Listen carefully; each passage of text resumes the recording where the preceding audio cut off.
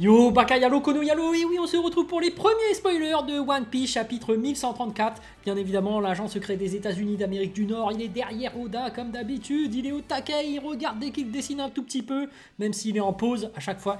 C'est inquiétant quand même de voir Oda faire autant de pauses à chaque semaine et tout. Bref.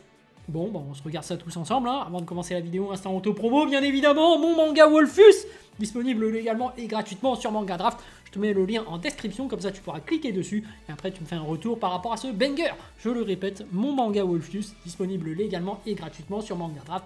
Mais vous êtes là exprès pour regarder le spoiler du chapitre 1134 de One Piece, alors allons-y, regardons ça tous ensemble. Et c'est parti! Donc chapitre 1134, la bibliothèque des hiboux. Okay. Luffy remercie Sol d'avoir sauvé la vie de Robin. Ouais bon, après c'est surtout Robin qui est ému, mais pourquoi est-ce que Luffy... Ouais, si, allez. Luffy en tant que capitaine est garant de Robin, allez, pourquoi pas. Lilith apporte ses affaires, il s'avère qu'elle a un clone de Vegapunk.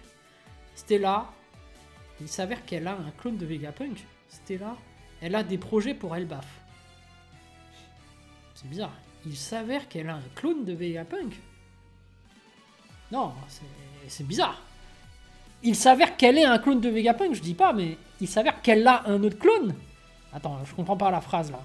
Elle a un clone. Elle a un autre clone sur elle qu'elle ramène. Ouais, c'est bizarre. Bref, la bibliothèque Hall est une bibliothèque où les livres de taille normale sont agrandis afin que les géants puissent lire. Ouais, c'est logique, hein, après tout. Puis la scène change et passe dans le monde souterrain. Loki discute avec quelqu'un appelé Moza. Ok. Bon, moi, ça m'intéresse pas trop, hein, Loki, mais on va voir. Hein, parce que bon, il a quand même une grosse prime. Changement de scène vers l'étage céleste, la plus haute branche d'Elbaf dans un château.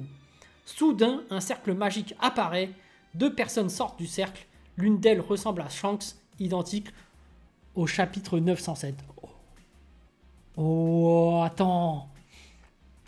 Le cercle, c'est forcément un diable qui est aux ordres de Im-sama.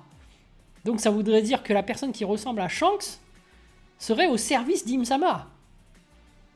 Du moins, la personne qui ressemble à Shanks, c'est que ce ne serait pas tout simplement le nouveau, là. Comment il s'appelle, la tête de lune, là.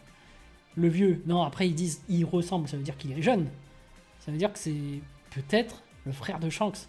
Au final, Henrik 21, il avait peut-être raison à ce propos. Ouais, hein. Bon, seulement la suite nous le dira, mais bref, voilà. Au niveau des théories, il semblerait qu'il ait raison. On va voir si c'est ça, parce que là, ils nous ont pas dit que c'était clairement son frère. Ils ont dit quelqu'un qui ressemble à Shanks. Donc, si c'est le vieux de Shanks, là, je sais plus comment il s'appelle. On aurait pu donner son nom, là, celui avec la tête de lune. Celui qui a la forme de lune, Shanks en vieux. Merde, j'ai oublié, c'est celui qui remplace Saturne. Putain, j'ai oublié son nom carrément, putain, ça fait longtemps. Bref. Bon, bah voilà, on va voir ce que ça va donner par rapport à ce chapitre, mais... Bibliothèque des hiboux, des livres géants, voilà. Hein. Sur ce, les amis, je vous dis donc à plus dans le bus, ou plutôt à plus tard dans le car, ou plutôt à bientôt dans le bateau.